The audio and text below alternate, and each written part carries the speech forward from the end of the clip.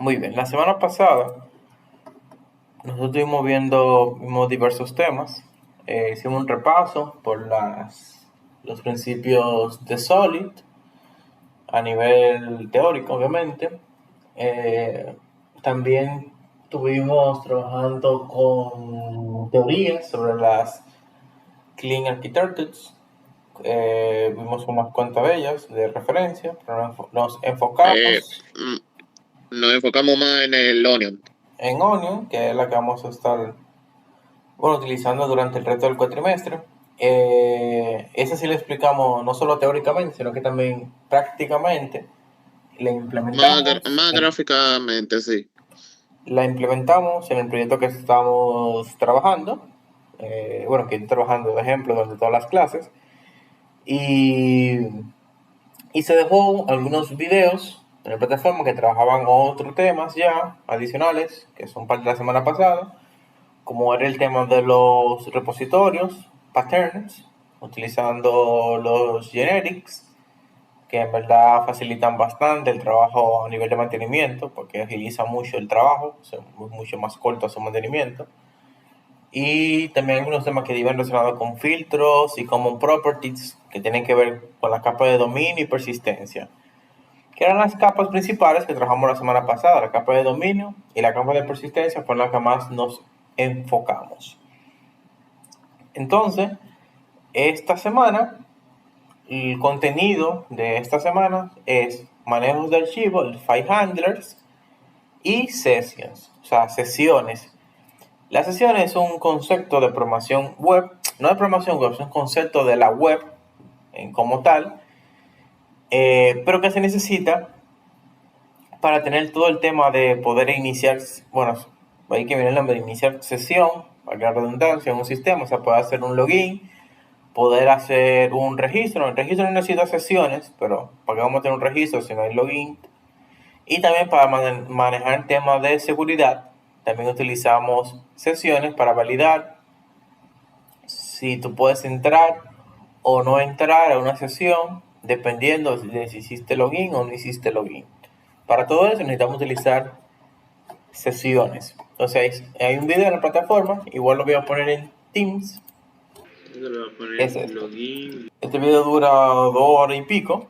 Entonces tienen que verse este video para toda la parte que tienen que ver con login, registro y seguridad con sesiones.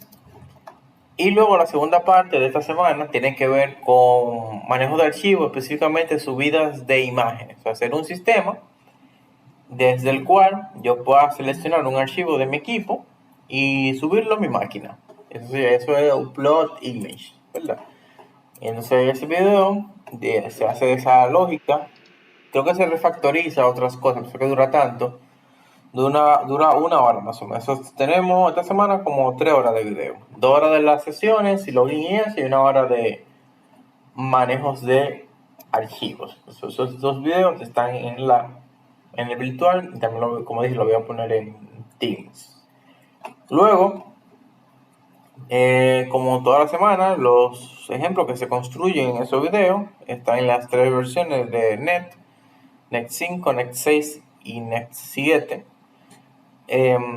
Igual, como siempre, las documentaciones adicionales a lo que yo explico sobre los conceptos, en este caso file handlers y sessions. Entonces el plugin de esta semana va a estar habilitado hasta el domingo, porque como tienen que verse los videos, son 3 horas de video, tienen chance hasta el domingo para hacer el plugin que tienen que ver con lo que se explica en los videos. Como sabemos también, el día de hoy se supone que cierra el ITLA TV Plus, este primer mini proyecto de la asignatura. Como es el primer mini proyecto, siempre trato de, como las cosas que sean primarias, como la práctica anterior, que fue la primera práctica y eso, darle un día más, porque sé que el primer ejercicio siempre cuesta un poco más. El segundo es como más de lo mismo, no sé, como que ya ahí es más sencillo. Entonces, el ITRA TV Plus, en vez de cerrar, va a cerrar mañana. O sea, tienen un día adicional. con ese tema. Entonces, otro tema de que tenemos que hablar hoy es que, bueno, hoy se cumplen las 2 semanas de el ITRA TV Plus y por ende tenemos que asignar el próximo mini proyecto, que también es individual. Este es este mini proyecto que van a estar trabajando luego del ITRA TV Plus durante los próximos 15 días. Este mini proyecto es un sistema gestor de pacientes. Es el siguiente reto que ustedes van a tener en esta asignatura. De que es individual, obviamente, como todos los mini proyectos que son individuales, menos el último, claro está. Entonces, miren, este mini proyecto de gestor de pacientes es el doble de grande del anterior. El primero tenía 3 mantenimientos, pues este tiene 6 mantenimientos. Supone que ya con el tema de Onion, repositorio y todo eso, ya se agiliza mucho el tema de su mantenimiento. O sea, podemos pasar de 3 a 6 para terminar de manejar esa parte de esa lógica transaccional. Pero aparte de eso también tiene un login, lo que indica que tiene un pequeño sistema de seguridad y ciertos mantenimientos son un poquito atípicos, no son mantenimientos estándares, tienen unas lógicas detrás. Nos vamos a ver. El objetivo general de este mini proyecto es crear un sistema gestor de paciente utilizando ASP.NET Core 6 MVC o 7, no importa, bajo una arquitectura Onion. A diferencia del anterior, el anterior no necesitaba Onion. El anterior solamente necesitaba que te hiciera los mantenimientos. Pero este mini proyecto sí se deben de hacerlo utilizando la arquitectura de Onion. Entonces, vamos a ver las funcionalidades. Vamos a hablar del login. El sistema en su pantalla inicial, o sea, la pantalla con la que el sistema va a iniciar, la primera pantalla que te va a mostrar, será una pantalla para poder acceder al sistema, o sea, un login. La pantalla de login tendrá un formulario que va a solicitar el usuario y la contraseña y va a tener un botón para enviar esos datos y poder acceder al sistema. Si los datos son correctos, debe enviarlo a una pantalla de inicio, o sea, si los datos de acceso están bien, lo va a enviar a la pantalla de inicio, o sea, lo va a mandar al home de gestor de paciente. Pero si la contraseña o el usuario es incorrecto, le vamos a dar un mensaje indicando que los datos de acceso son incorrectos. Entonces, una vez se ha logueado correctamente el sistema, lo va a enviar a esta pantalla, a este home, que básicamente lo que va a hacer es un menú. Al ingresar al sistema tendremos un menú con las siguientes opciones. El home lo único que tiene es un menú. Un menú que tiene la opción llamada mantenimiento de usuarios, que te va a llevar al mantenimiento de usuarios. Esa opción, como dice aquí, solamente es accesible por usuario tipo administrador, porque en el sistema vamos a tener 2 tipos de usuarios: usuarios administradores y usuario asistente. O sea, usuario tipo administrador y usuario tipo asistente. Entonces, los administradores tienen acceso al mantenimiento de usuarios, al mantenimiento de médicos y al mantenimiento de pruebas de laboratorio. Esos 3 mantenimientos son del administrador. Luego, el asistente tiene acceso al mantenimiento de pacientes, al mantenimiento de citas y al mantenimiento de resultados de pruebas de laboratorio. Vamos a ver el mantenimiento de usuario. El mantenimiento de usuario no es un mantenimiento típico, no tiene nada extraño, pues tiene un listar, un crear, un editar y un borrar. Las propiedades del usuario son nombre, apellido, correo, nombre de usuario, contraseña, confirmar contraseña y un campo para seleccionar si ese usuario es de tipo administrador o si es de tipo asistente. Este formulario lo único que tiene de diferente tal vez de los formularios típicos es una serie de validaciones que tiene. Una validación que tiene, por ejemplo, que no es común que esté, es que en este formulario se tiene que validar que el nombre de usuario que se coloca sea un número de usuario que no existe en la aplicación, porque yo no puedo tener dos usuarios con el mismo nombre de usuario por el tema de que con eso es que inicia sesión. Entonces, otra obligación que tiene este mantenimiento es que el valor que está en el campo contraseña debe de coincidir con el valor que está en el campo de confirmar contraseña. Si esos valores no coinciden, debe de mostrarle en un mensaje que no coinciden esos valores y que tienen que colocarlo iguales, qué sé yo. Y finalmente, la validación es normal, que todos los campos son requeridos, que todos los campos tienen que tener al menos algún valor. Eso es mantenimiento de usuario. El mantenimiento de médicos, lo mismo, se listan, se crean, se editan, se borran, nada fuera de lo normal. Los campos son nombre, apellido, correo, teléfono, cédula, una foto del médico. Aquí está foto del médico. Hasta ahora lo que hemos hecho, cuando hemos estado usando recursos como imágenes y eso, es colocar una URL de la imagen. En este caso, como ya se va a haber explicado, están los videos de hecho, de esta semana, el tema de cómo yo logro desde un formulario hacer que el usuario pueda subir una imagen a mi aplicación. O sea, seleccionar un archivo de mi máquina y que ese archivo, o sea, esa foto, se la asigne a ese doctor específico. Para eso es lo que vamos a hacer de ahora en adelante. Cuando, por ejemplo, sea una foto o algo así, siempre va a ser ahora, en vez de una URL, va a ser con subida de archivo. O sea, que el usuario pueda seleccionar un archivo de su máquina y subirlo a la aplicación y se le asigna esa foto que el usuario seleccionó a ese doctor, por ejemplo. Eso es lo único diferente que tiene este mantenimiento de lo que ustedes ya han hecho. Después todo es lo normal. El mantenimiento de pruebas de laboratorio es un mantenimiento sumamente sencillo. Crear, editar, borrar y listar. Este mantenimiento, esa entidad, solamente tiene un solo campo, que es el nombre de la prueba, solo ese. Y ya un mantenimiento con un solo campo. Y luego tenemos el mantenimiento de pacientes, que estos son ya mantenimientos que pertenecen al usuario de tipo asistente. El paciente también es un mantenimiento típico, nada fuera normal. Se listan los pacientes, se crean, se editan y se borran. Los datos del paciente son nombre, apellido, teléfono, dirección, cédula, fecha de nacimiento, un campo que va a decir si es fumador o no. O sea, es booleano ese campo, es sí o no, pues si es fumador o no es fumador. Otro campo que también va a ser sí o no, o sea, un booleano, que es si tiene alergias. El campo foto, que igual que el de médico, va a ser una foto que va a seleccionar el asistente que está creando el paciente en ese momento desde su máquina, con un selector de archivo.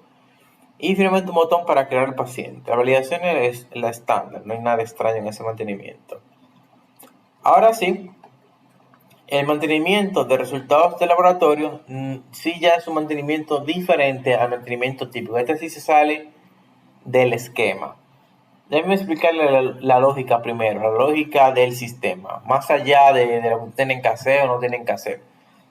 La lógica del sistema es la siguiente.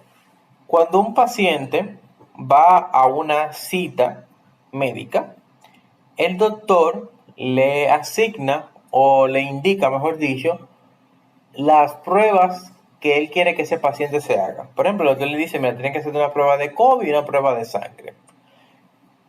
Cuando el doctor le indica esas pruebas durante la cita, esto genera un registro en la tabla de resultados de laboratorio según las pruebas que el doctor le mandó a hacer. Porque cada prueba, tú tienes que indicar el resultado de esa prueba. ¿Qué pasa? Ese resultado se crea en estado pendiente por default o de manera inicial, vamos a decir así.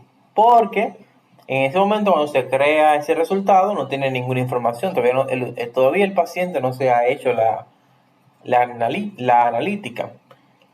Entonces cuando el paciente va y se hace el estudio, entonces en ese momento ya cuando se tiene el resultado de la prueba, se le digita esa información en el mantenimiento del resultado del laboratorio, se busca la prueba de ese paciente, se le digita el resultado de su prueba y ya esa prueba pasa de estar en estado pendiente a estar en estado completado. O sea, los resultados del laboratorio pueden estar pendientes, o sea, pendiente que se les digite un resultado, o completado una vez se le ha digitado ya su resultado. Entonces, para eso, este mantenimiento se estructura de la siguiente manera.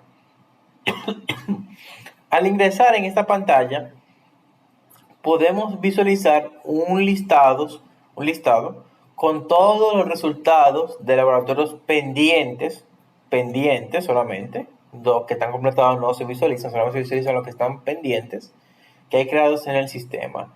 En ese listado se visualiza el nombre del paciente, se pone el nombre y el apellido, la cédula del paciente y el nombre de la prueba que se le indicó a ese paciente.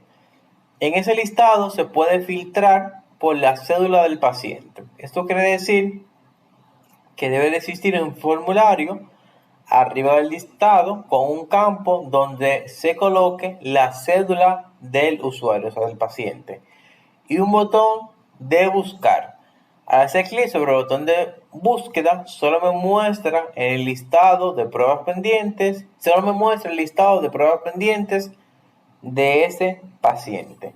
En ese listado de resultados pendientes, cada resultado tendrá un botón para reportar resultados. Al hacer clic sobre este botón, se abre una pantalla con un formulario con un campo de texto, donde se pueda digitar el resultado de la prueba de laboratorio. Examen de COVID, por ejemplo, abro el resultado de COVID, que está pendiente del resultado, y escribo el resultado. El paciente está negativo de COVID-19. Entonces, pues al finalizar, se guarda esa información en el resultado y ya ese resultado se marca en estado completado y me redirige automáticamente al listado de resultados de laboratorio. Ya en ese listado no se me debe visualizar el resultado que acabo de completar, ya que en este listado solo se visualizan los resultados pendientes. Una vez que está completado, ya no lo puedo visualizar más en ese mantenimiento. Entonces sigue el siguiente mantenimiento, que es el último mantenimiento de este sistema, que es también un mantenimiento que no es estándar, porque es un mantenimiento que tiene etapas, vamos a decir así, que es el mantenimiento de citas. Al ingresar en esta pantalla, vamos a poder visualizar un listado con todas las citas que hay creadas en el sistema. Ahí se muestra el nombre del paciente, el nombre del médico, la fecha de la cita, la hora de la cita, la causa de la cita, me duele la cabeza, me rompió un brazo, estoy cogiendo clase con Leonardo, programación 3, estoy durmiendo, cualquier causa. Y el estado de la cita. El estado de la cita, pero eso no debe ser un campo ahí, porque eso no... Ah, que se muestra en el listado, perfecto. Eso es. Entonces, arriba de ese listado tendremos un botón para crear una nueva cita. Al hacer clic sobre este botón, se abre una pantalla con un formulario con el siguiente campo. Un select con todos los pacientes creados en el sistema para yo seleccionar el paciente que se va a chequear en esa cita. Un select con todos los médicos creados en el sistema para seleccionar cuál será el médico que va a atender a ese paciente. Un campo para introducir la fecha de la cita, un campo para indicar la hora de la cita y un campo para colocar la causa de la cita, o sea, el por qué ese paciente quiere una cita. Al final de este formulario hay un botón para crear la cita. Si toda la información está completa, se crea la cita. De lo contrario, se muestra un mensaje indicando que se debe completar todas las informaciones antes de crear la cita. Cuando se crea la cita, la misma se agrega el listado de citas con el estado pendiente de consultas. Las citas en este sistema tienen tres estados. El estado inicial, que es el estado pendiente de consulta, que es cuando la cita se crea, pero que todavía esa persona no se ha consultado con el médico, simplemente se creó su cita y por ende está en estado pendiente de consulta, o sea que se tiene que ir a consultar. Entonces, en el listado de citas, dependiendo del estado en el que se encuentre esa cita, que pueden ser 3 estados, se van a poder hacer diferentes acciones. O sea, Cuando una cita está pendiente de consulta, se hace una acción. Cuando está pendiente de resultados, se hace otra acción. Y cuando está completada, se hace otra acción. Por eso es que este es un mantenimiento que tiene etapas. Porque la cita tiene 3 estados o 3 etapas, como lo quieran visualizar. Entonces, por ende, va a tener diferentes botones dependiendo del estado que esté. Pueden ser diferentes botones habilitados o deshabilitados, o visibles o invisibles. Ahí tú, como te quieran hacer como se les sea más fácil hacer esa lógica. Entonces, vamos a hablar del primer estado de una cita o la primera etapa. Si la cita está en estado pendiente de consulta, que es el estado inicial, se va a habilitar un botón que se va a llamar o que debe decir consultar. Al hacer clic, se va a abrir una pantalla donde se va a tener un select, donde se tiene un select donde se listan todas las pruebas de laboratorio que hay creadas en el sistema. Entonces, de ese listado, el asistente va a poder seleccionar una o varias pruebas de laboratorio. O sea, cuando la cita está pendiente de consulta, va a aparecer el botón de consultar. Le doy, me abre una pantalla para que yo pueda seleccionar pruebas de laboratorio que se le van a mandar a hacer a ese paciente. Porque cuando el paciente va al doctor, el doctor le indica analítica. Me tiene que hacerte examen de sangre, examen de COVID y examen de orina, por ejemplo. Entonces, aquí en esta primera etapa, lo que se hace es eso: marcarle al paciente cuáles son las pruebas que se tienen que hacer. Entonces, al hacer clic, va a haber un botón en esa pantalla que debe de decir realizar pruebas. Después que selecciono la prueba, le doy el botón de realizar pruebas. Al hacer clic sobre este botón, se debe de crear un registro en la tabla de resultados de laboratorio por cada prueba seleccionada. O sea, si mandamos a hacer 3 pruebas, son 3 resultados de laboratorio que se van a crear. Y se van a crear nuevamente en estado pendiente, porque no se ha digitado ningún diagnóstico todavía. Y finalmente, una vez yo haya mandado a realizar las pruebas, el sistema me va a redirigir al listado de cita. Esa cita se va a colocar en el siguiente estado o en la siguiente etapa, que es el estado de pendientes de resultados. O sea, ya no está pendiente de consulta porque ya se hizo la consulta. Ahora lo que está es pendiente de resultados, a la espera de que esos resultados estén listos. Ahora, si la cita se encuentra en estado pendiente de resultados, ¿qué va a hacer el sistema? Bueno, se va a habilitar un botón que debe de decir consultar resultados. Al hacer clic sobre este botón, se va a abrir una pantalla donde se van a listar todos los resultados de laboratorio de ese paciente en esa cita. O sea, todos los resultados que se le mandaron a hacer a ese paciente. Si se mandaron a hacer 3 pruebas, sangre, COVID y orina, aquí se van a poder visualizar y en esta pantalla se va a poder ver el estado en el que está cada resultado, si está pendiente o si está completado ese resultado. Esto es simplemente como para darle seguimiento a la cita, que sirve esta pantalla para yo ver de la prueba que mandé a hacer, cuáles están pendientes y cuáles están completadas. En esa pantalla, aparte de yo poder ver ese listado, va a haber un botón que dice completar cita y otro que dice cerrar resultado. Si pulso sobre cerrar resultado, simplemente me va a redirigir el listado de citas. O sea, no hace nada el sistema. Ahora, si se pulsa sobre completar cita, la cita se va a colocar en estado completada. Porque el sistema permite que se pueda completar una cita sin necesariamente tener la restricción de que, no tiene que completarse primero todas las pruebas de laboratorio. No es necesario. Porque a veces un doctor te manda a hacer 10, 15, 20 análisis. Y a lo mucho le interesa tal vez 5 de esos 15 análisis. Entonces el sistema no puede bloquearse porque falten pruebas por hacer, que puede ser que sean pruebas innecesarias. Entonces, por ese escenario, el sistema te permite completar la cita en cualquier momento que el doctor decida que quiere completar la cita. Ya sea que ningún resultado tenga información, o sea, que estén todos pendientes, o que estén todos completados. Eso queda opción de. El punto es que cuando se marque la cita como completada, pasa al siguiente estado, que es el último, el estado de completa. Aquí se va a habilitar un resultado que va a decir se va a habilitar un botón que va a decir ver resultados. Cuando yo haga clic en este botón, me va a enviar una pantalla donde yo voy a poder ver todo el resultado del laboratorio, pero solamente lo que están en estado completado. O sea, en la pantalla anterior yo podía ver los pendientes y los completados. En esta solo puedo ver los completados. Esa es como la diferencia que hay entre un estado y otro, entre una pantalla y una. Que en la última ya, cuando la cita está completa, bueno, ahí yo no puedo ver los resultados que están completados.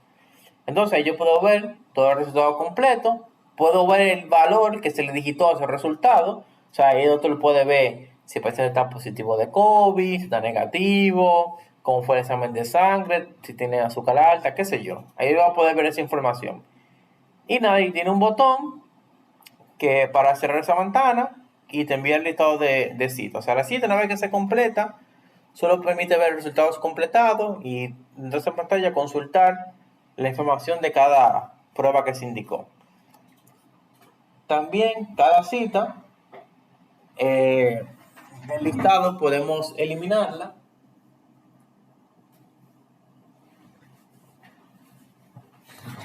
Cada cita del listado podemos eliminarla. Eliminarla.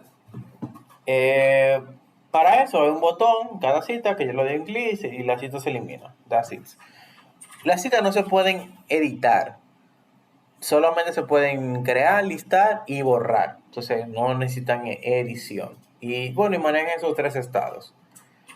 El requerimiento técnico de este proyecto es que deben de utilizar View Models. Y las validaciones deben de realizarse desde los mismos, como en el primer proyecto. Se debe usar Entity Framework con Code First para presentación de los datos, igual que el primer proyecto. Y el pedido tiene que ser visualmente entendible, o sea, usar Bootstrap o cualquier framework de CSS. Ponemos Bootstrap porque es más sencillo. Esos son requerimientos que estaban antes. Y los nuevos requerimientos serían que el proyecto debe usar la arquitectura Onion. Esta se debe de aplicar correctamente al 100%. En caso de algún error en la misma, se considerará que está incorrecta. Tú no puedes tener, como decía, 80% de Onion, 70% no, tú tienes Onion o no tienes Onion. Y se deben utilizar repositorios y servicios genéricos. Los servicios, yo sé que no están full generics como los repositorios, nada más tenemos la interfaz genérica. Cuando yo hablo de servicios genéricos en este proyecto me refiero a eso, a que la interfaz del servicio sea genérica, no que el servicio en sí lo sea, como son los repositorios, por ejemplo. Pues yo sé que para esa parte de los servicios todavía falta un contenido que no hemos dado, que es el automapper. Y ya, ese sería su próximo mini proyecto para los próximos 15 días. ¿Alguna pregunta, duda sobre este?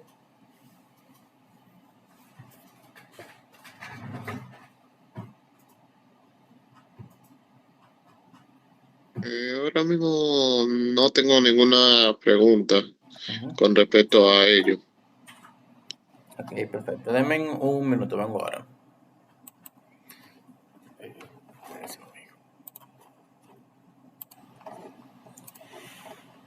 Bien, entonces, ese es el próximo mini proyecto, ¿verdad? Próximas 2 semanas. Igual que siempre los mini proyectos son 2 semanas.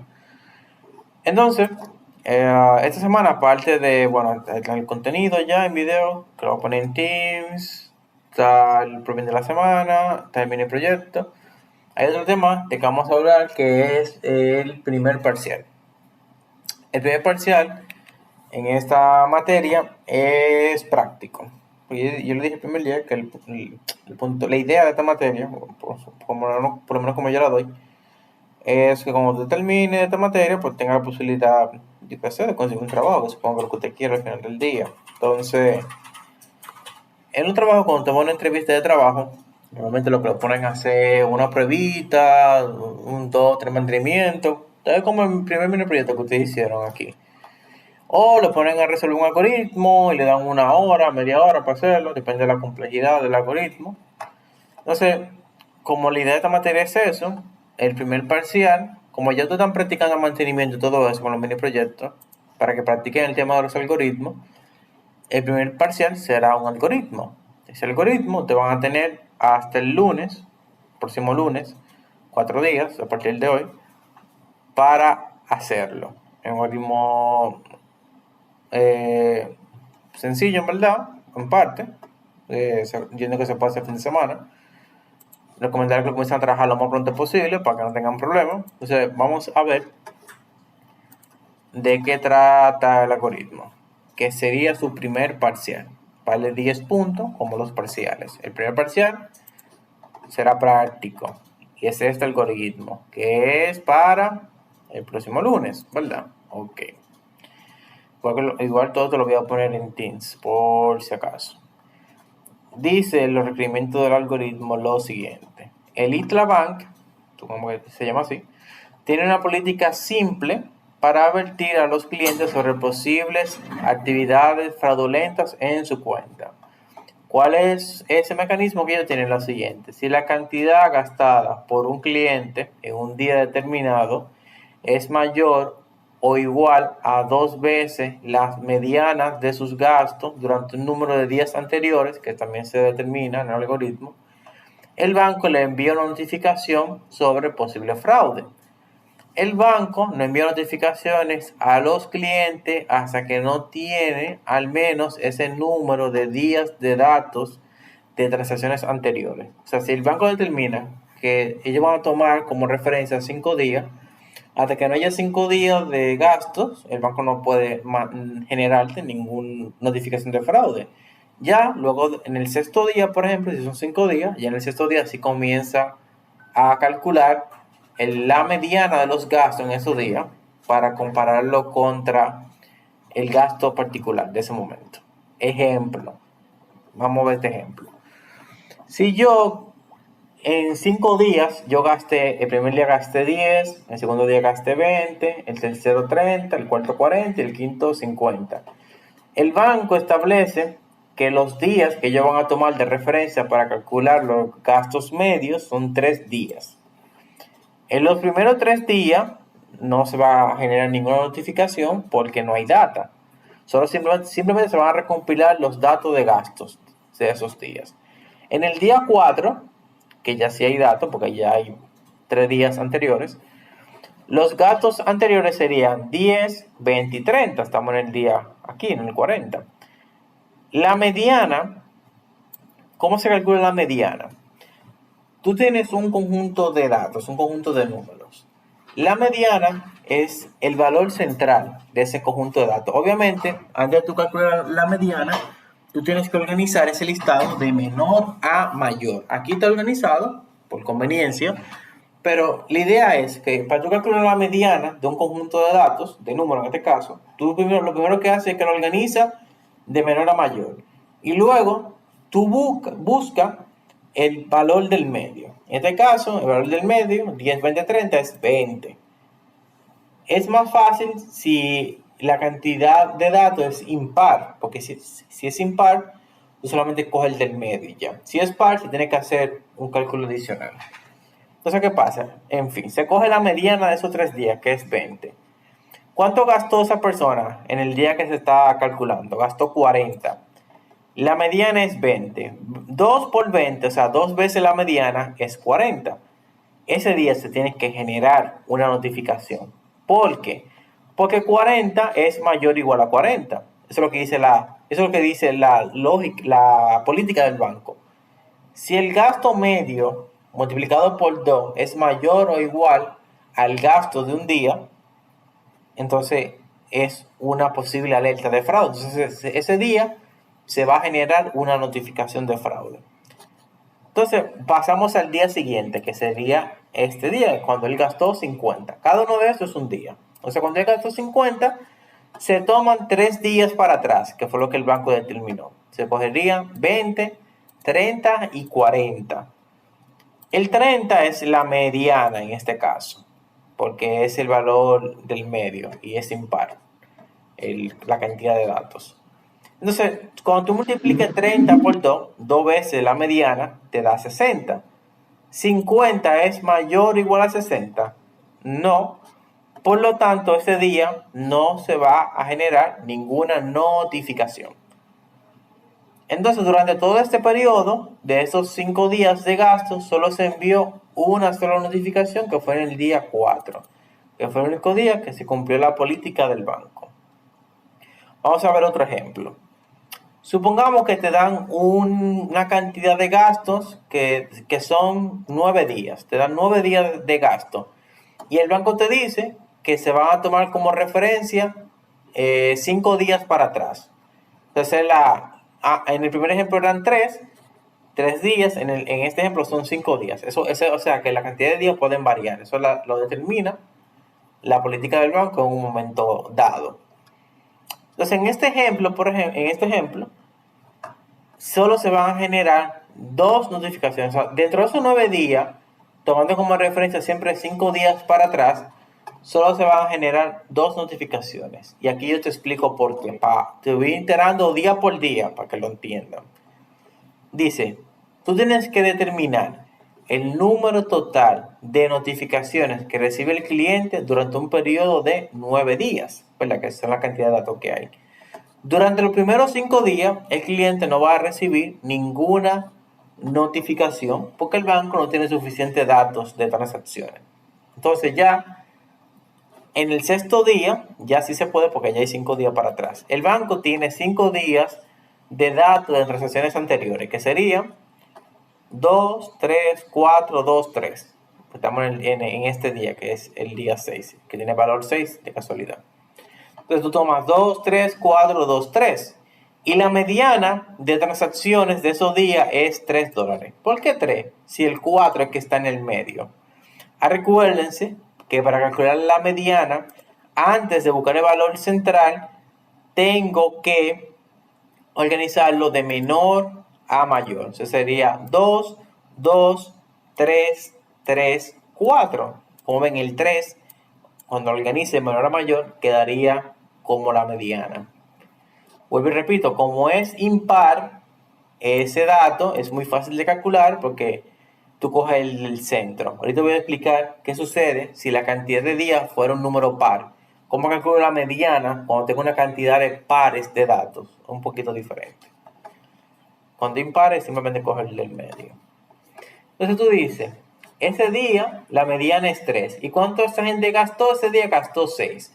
Cuando yo multiplique la mediana por 2, o sea, 2 veces la mediana, da 6. 6 mayor o igual a 6, sí. Entonces ese día hay una notificación. Esa sería la primera notificación. Dije que en todo este proceso va a haber solo 2. El 6.º día, hay notificación porque cumple la condición. Vamos al 7.º día. El banco sigue teniendo 5 días todavía de transacciones para calcular. Entonces, si estamos aquí, este es el 7.º día. 5 días para atrás son 6, 3, 2, 4, 3. Séptimo día, veanlo aquí. 6, 3, 2, 4, 3. La mediana de esos 5 días es 3 nuevamente. Si lo organizo de menor a mayor, sería 2, 3, 3, esta es la mediana, 3, 4, 6. Entonces 3 es la mediana. El cliente gastó $8 ese día. Eso también va a desencadenar una notificación. ¿Por qué? Pues cuando yo multiplique la mediana por 2, a 2 veces la mediana, me da 6. El gasto que él tuvo ese día fue 8. Entonces 8 es mayor o igual a 2 veces la mediana. Entonces, segunda notificación. Ya llevo 2 notificaciones en ese periodo de 9 días. Vamos al 8.º día. El banco sigue teniendo 5 días para atrás. Entonces partimos desde aquí. Decimos 8, 6, 3, 2, 4. 8, 6, 3, 2, 4. Perfecto. La mediana de esos 5 días es 4. Entonces decimos, ¿cuánto él gastó ese día? Ese día el usuario gastó 4. 2 veces la mediana es 8. 4 es mayor o igual a 8. No. Entonces no se genera ninguna notificación porque el gasto está por debajo del valor establecido por el banco para calcular los fraudes. Vamos al último día, que es el 9.º día, que sería este. Entonces tenemos 4, 8, 6, 3, 2. 4, 8, 6, 3, 2. La mediana de esos 5 días es 4 y el cliente gastó $5. También ese día no se va a generar notificaciones, porque cuando multiplique la mediana por 2 me da 8. 5 es mayor o igual a 8, no, pues entonces no hay ninguna notificación de fraude. Por lo tanto, el número total de notificaciones que recibe el cliente durante el periodo de estos 9 días serían 2 notificaciones. Esa es la explicación de por qué eso devolvería un 2. Aquí yo en esta nota explico lo de la mediana. Mira, la mediana de una lista de números se puede encontrar ordenando. Primero, lo primero que tú haces antes de calcular es ordenarla de menor a mayor. Si hay un número impar de valores, que es un caso fácil, tú nada más tienes que coger el valor del medio. Si hay 5, tú coges 3, que es el valor del medio, es la mediana. Pero si hay un número par de valores, supongamos que hay 6 números en vez de 5, la mediana se define como el promedio de los dos valores del medio. O sea, tú tomarías 5 y 6, o 5 y 4. 5 y 4 tomaría. No, 1, 2, 3 y 4. Son los dos, 3 y 4. O sea, tenés 1 y 2, 5 y 6, 3 y 4. 3 y 4, tú sumas los valores que están en la posición 3, en la posición 4, y lo divides entre 2. Ese es el promedio. Lo sumas, lo divides entre 2, es el promedio. Cuando es par, se hace así. Se suman los dos valores del medio y se divide entre 2. Y ese promedio sería el valor de la mediana cuando es par. Cuando es impar, simplemente el del medio. Entonces, ¿qué es lo que ustedes van a hacer en este algoritmo? Ustedes van a completar una función que se llama getSpenderNotification, que está en este código fuente que yo adjunto aquí en el virtual. Ahora vamos a ver lo que tiene ese código fuente adentro. Esta función recibe dos parámetros. Un listado que va a tener un conjunto de números, o sea, los gastos diarios, como aquí, un listado así como ese, con muchos números, que van a representar los gastos diarios. Y otro parámetro que se va a llamar D o days, que va a ser el número de días que tú vas a utilizar para calcular el gasto mediano. El gasto mediano es el valor medio de los gastos diarios durante un número determinado de días anteriores. Ese número de días anteriores lo determina esta variable, que puede variar. Un día el banco te puede utilizar un 5, un día un 3, depende del caso de ejemplo que tú estés verificando. O sea, ¿qué es lo que ustedes van a hacer para poder hacer este algoritmo? Van a venir aquí a su virtual, van a descargar este código fuente que está aquí previamente, lo descargan, espera que se recargue, lo abren, vamos a ver qué tiene.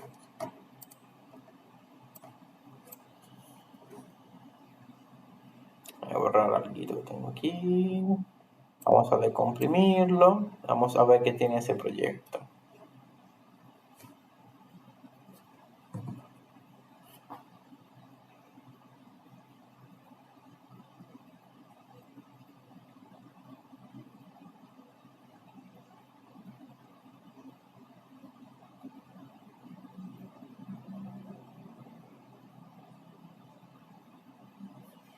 Ok, vamos a abrir.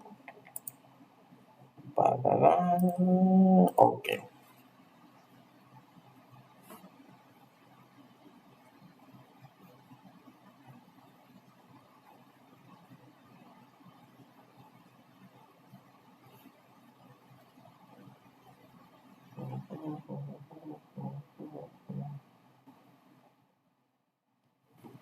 Ok.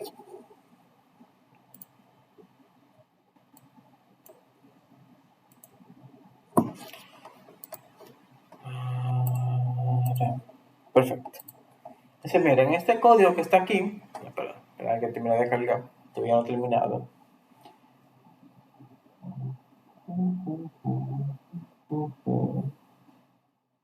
Ok, ahora sí, perfecto.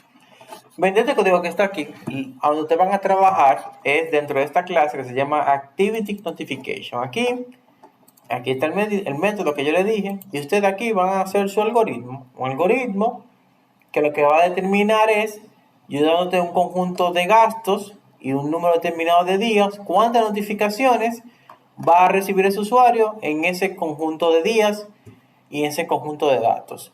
lo mismo que hace el sistema. Al sistema, por ejemplo, le dieron 9 gastos y le dieron como referencia 5 días para datos anteriores, y el sistema determinó que se van a generar 2 notificaciones. Entonces, su algoritmo lo que va a hacer es eso. Va a recibir un listado de gastos, un número que representa la cantidad de días anteriores que se va a utilizar como referencia, y usted va a calcular cuántas notificaciones se le van a generar al usuario durante todos esos días de gastos que están registrados en ese listado. Eso es lo que ustedes tienen que hacer. Eso es lo único que ustedes van a trabajar dentro de este software. Este software está configurado para que usted tenga aquí en la clase Program lo que son los test case, que son los diferentes casos de ejemplo con los que usted va a estar trabajando y probando. Para que su algoritmo esté bien, tiene que pasar los 3 test case: el test case 1, el test case 2 y el test case 3. ¿Cómo sabe si está bien? Entonces su algoritmo corre la aplicación, pone el test case que quiere probar, y si la cantidad de notificaciones que usted generó con su algoritmo es la cantidad de notificaciones esperada, eso está configurado, le va a decir que sus notificaciones son correctas. Si no está bien su algoritmo, le va a decir que sus notificaciones no son iguales, o sea que está mal. Yo les recomiendo que comiencen trabajando con el test case 0, porque el test case 0 tiene poquita data, tiene lo mismo data del ejemplo que está en el documento, tiene 9 días y 5 días. Entonces el algoritmo, para trabajar con esos datos, recuerden que ese número puede variar. O sea, en este test case es pequeñito para que puedan probar mucho a veces, si tienen que estar, modifico aquí, cambio allá. Eso es lo que les recomiendo. Una vez el test case le funcione bien, usted simplemente para cambiarlo pone aquí test case 1 y prueba con el test case 1. Cuando los 3 test case le corran bien, que significa que su algoritmo está perfecto. Entonces usted agarra y sube su código a la plataforma. O sea, lo compila en sitio raro y lo sube. Voy y repito, lo único que tienen que poner en la mano es acá. Aquí lo único que tú van a trabajar es esto. Aquí que tú vas a hacer su algoritmo, le va a dar su listado de gastos como un parámetro, le va a llegar la cantidad de días con los que tienen que trabajar. El algoritmo tiene que trabajar independientemente de eso. Porque como te pueden pasar 5 días anteriores, te pueden pasar, que vamos a utilizar 10.000 días anteriores. Y como te pueden pasar 9 días de gasto, te pueden pasar 50.000 días de gastos. Entonces tu algoritmo no puede trabajar específicamente con una cantidad específica. Tienen que hacerlo para que trabaje indistintamente con la cantidad de data que te pasen. Por ejemplo, en el test case 0 son 5 días para atrás y son 9 días de datos. En los test case de verdad, que son el 1, el 2 y el 3, pero en el 1 vamos a utilizar 10.000 días como referencia, de 10.000 días en 10.000 días para atrás. Y la cantidad de gastos son 200.000 gastos. O sea, vamos a trabajar con un result set de 200.000 gastos y tomando como días anteriores 10.000. En el segundo caso, igual, 9.999 va a ser la referencia de días anteriores. Igual es un result set de 200.000. Y el test case 3, igual sobre un result set de 200.000 gastos, vamos a utilizar como referencia 10.122 días. O sea, como yo ven, es un dato, siempre va a variar en test case y en test case. Entonces, lo que tienen que hacer es que su algoritmo haga esa lógica, la lógica de yo tengo estos gastos, tengo esta cantidad de días anteriores, yo tengo que calcular gasto por gasto si ese gasto rompe la obligación de la notificación de fraude. ¿Cuál es? Si la mediana de los gastos en los días anteriores multiplicada por 2 es mayor al gasto del día actual, mayor o igual, está mal. O sea, si el gasto del día actual es mayor o igual a 2 veces la mediana de los gastos de los días anteriores, está mal, porque no puede superar eso. No puede ser ni mayor ni igual. Y ese sería su primer parcial. Un primer parcial muy divertido para ustedes. Sé que les gusta a ustedes mucho, les gusta mucho programar y eso. Con una bolsa de maní, se sientan ahí tranquilos en su lacto, hacen un jugo de limón el fin de semana, hacen que el algoritmo se hace de una vez.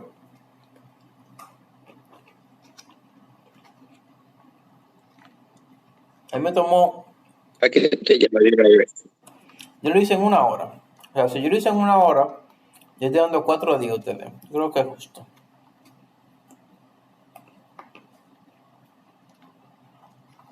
Bueno,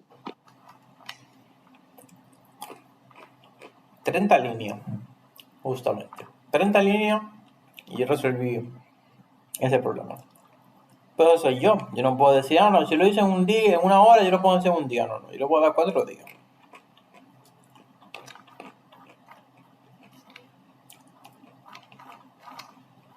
El 4 días está bien. Si me hubiera tomado 2 horas, me hubiera dado 8 días. O una semana.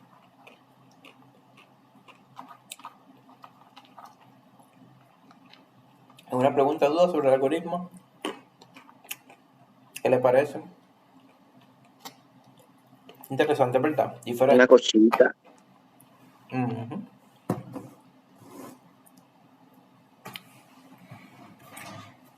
Como te dice, Interesante. sentarse tranquilo, en paz. Sentarse por 4 horas en una computadora Uh-huh. diaria dentro de esos 4 días. ¿Qué va? ¿Sabes lo pueden hacer en un día? A veces se dan 4 horas en un día y lo resuelven. Que Dios lo oiga. Uh-huh.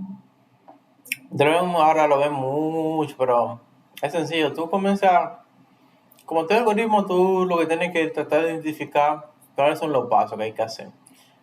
Primero voy a lograr esto. Primero voy a hacer que este algoritmo, por ejemplo, obtener siempre los días anteriores con respecto al gasto actual.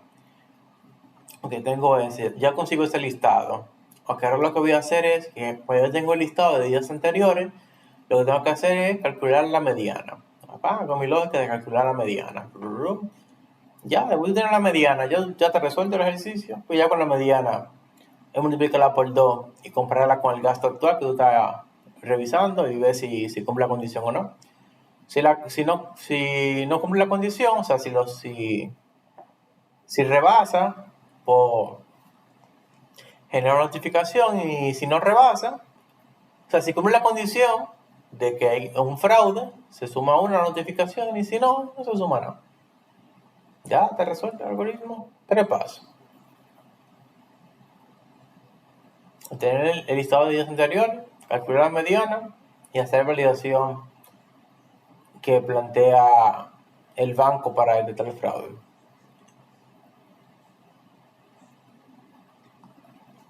Está resuelto ella.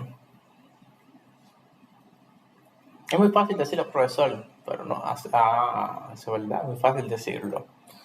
Pero yo lo hice, o sea que yo tengo derecho a decirlo. Si no lo hubiera hecho el algoritmo, te pueden decir, es muy fácil, profesor, decirlo, porque usted no lo ha hecho. Pero sí, yo lo hice. Entonces, puedo dar mis comentarios. Vamos a ver, ¿qué más? Yo creo que ya, estamos ready por hoy. Hablamos del primer parcial, hablamos del próximo mini proyecto. Le dimos un día más en el proyecto anterior. Pusimos los videos de esta semana. Después estamos ready. Cualquier duda, pregunta a Teams. Y nos veríamos el próximo jueves por el mismo canal. Esperemos que más temprano. El próximo jueves es el examen, ¿Cuál examen? el primer parcial. No, el primer parcial de lo que acabo de explicar que tiene que hacer para el lunes. Ajá. El algoritmo. Pero se cierra el lunes, profesor. Yep. Ay, no, yo no, miércoles, yo no creo que. Yes que yes. Yo pensé que se cerraba el mismo jueves. No. ¿Y por qué usted no lo puede poner hasta el jueves? Porque es un primer parcial. Y entonces estaría demasiado justo con las fechas de publicación. Entonces yo tengo que corregir muchas cosas. Y por eso no puedo. No puede unos días más porque ya el fin de semana un poco ocupado. Imagínate, yo no puedo, o sea, no puedo tomar una consideración en base a una opinión objetiva. O sea, mi opinión es subjetiva, lamentablemente. Perdón, Está no es bien, subjetiva. gracias. Mi opinión no es subjetiva, es objetiva. Son 4 días, así. Son 100 y pico de estudiantes. Yo me pongo a escuchar a cada quien. Para diciembre lo pongo el primer parcial. Ya, ese es el tema.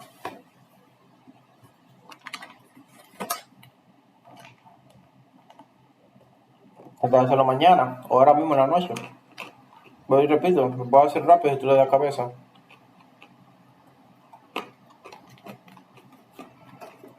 Ah, sí, sí, sí. Esa es una pregunta que están haciendo en el chat. Es verdad. A darle un tip de eso. De los videos de YouTube. Una pregunta. Es bien fácil, vamos a ver. Entran a YouTube. ¿Qué sé yo? Vamos a poner este video. Cuando tienen un video así en YouTube y te lo quieren tener dentro de su aplicativo, la forma más fácil de hacerlo, tú le das aquí a compartir. Es que dice, le das que Eso dice me, insertar. eso me dio un problemón a mí. Sí, entonces mira, este iframe es lo que yo pusiera, si yo fuera yo lo estuviera haciendo en mi vista de detalle. Y ya lo que te van a guardar, saben que en la serie hay un campo que dice enlaces de video de YouTube. Ahí lo que ustedes colocarían sería este enlace que está aquí. Y ese tiene que ser. No pueden tomar el de aquí. Si toman el de aquí, no le va a funcionar el iframe. Tienen que tomar este de aquí, que le da en el embed. YouTube hace eso para que no le roben los videos a la plataforma. Porque si ellos lo hicieran así, hicieran un scrapping y entonces hicieran YouTube 2, yo qué sé.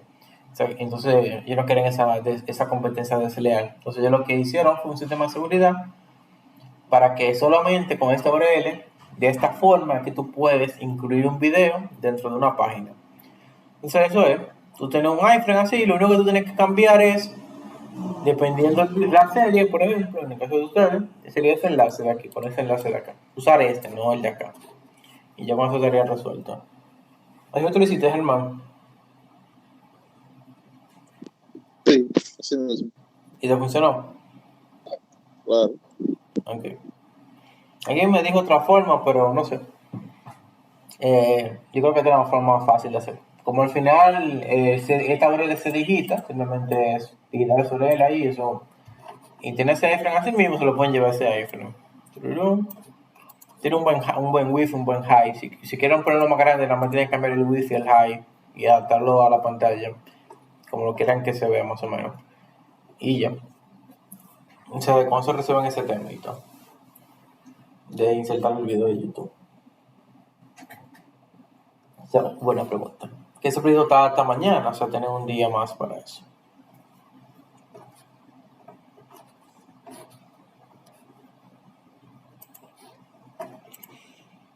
Bien. ¿Algo más? ¿Alguna duda más? Sí, profesor, yo quería preguntar acerca de los recursos que usted nos compartió para lo de el proyecto de esta semana que pasó. Ah, el, si no me equivoco, Uh-huh. eran complementarios, pero no eran como secuenciales los videos. O sea, eran como el primer video era de un proyecto y el otro era de otro proyecto. Parecido, pero eran de proyectos diferentes, me equivoco. Pero la semana pasada, tú dices, específicamente. Sí, lo así, estas 2 semanas, ajá, los videos. No, los videos son secuenciales, en verdad, sí. El mismo proyecto. Bueno, Uh-huh. no me parece que no, pero Sí, lo que pasa es que yo una parte del proyecto lo explico en la clase. Y obviamente, yo lo hago con Net 7 cuando lo explico en la clase.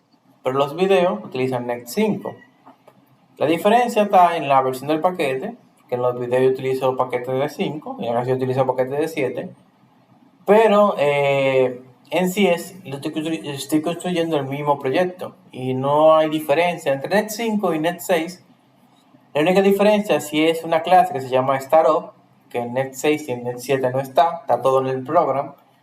En Net 5 hay program y Startup, que en los videos eso puede hacer una diferencia, pero eso es muy sencillo de resolver, pero no afecta tanto. Y luego la otra diferencia son los paquetes, que uno utiliza versiones de 5 y otro utiliza versiones de 7.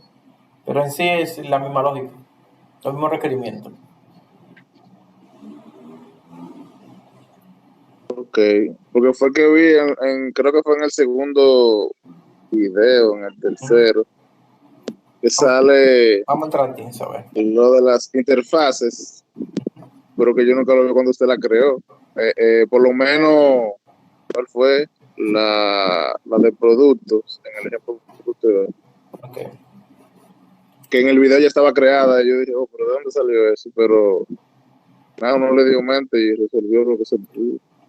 Entonces lo Tenemos que el quería video saber era que si había, por eso lo pregunté de la secuencia, porque no, yo no aprende mucho. como yo lo pongo así mismo en la secuencia, o sea, en el primer video, introducción de Onion, y o sea, de cómo se construye Onion y eso. Luego aquí en el mantenimiento, en ese video yo hago la interfaz del Live Product Service y del Live Product Repository. Créame la consulta y de... Entonces ya aquí, eso yo lo hice en el video anterior, las interfaces, el servicio. Entonces aquí yo lo que hago el mantenimiento completo ya y hago el repository patrón, que sí o qué, bla, bla, bla. Pero sí, o sea, el contenido está estructurado así, lógico. Primero después esto. Yo lo pongo en orden. Ok. Este video fue un poquito accidentado la semana pasada porque hubo mucho corte de luz y puede ser que se haya perdido en el camino, pero no es lo normal.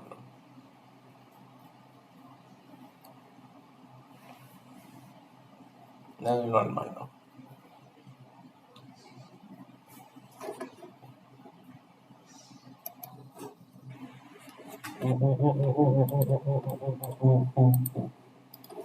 ¿Alguna otra pregunta, duda?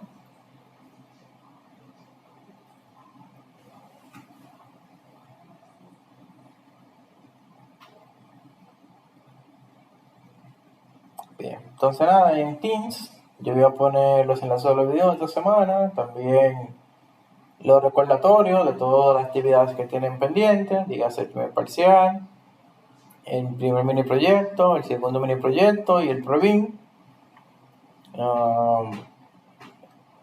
Para que tengan las fechas ahí claras de cada cosa.